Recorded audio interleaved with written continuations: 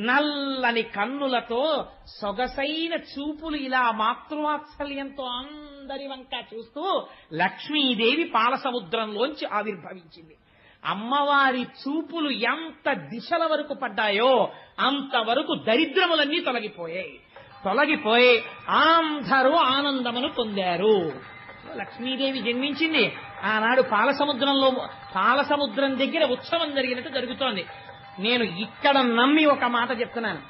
ఇవాళ ఈ ఘట్టాన్ని ఎవరు విన్నారో వాళ్ళకి కొన్ని కోట్ల జన్మలు తరమవలసిన దరిద్రం నశించిపోయింది. ఇది పరమ యథార్థం. అందుకని ఆ తల్లి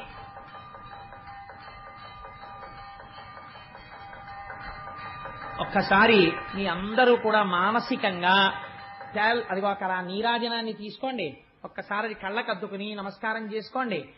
స్వామి త్రిమూర్త్యాత్మకమై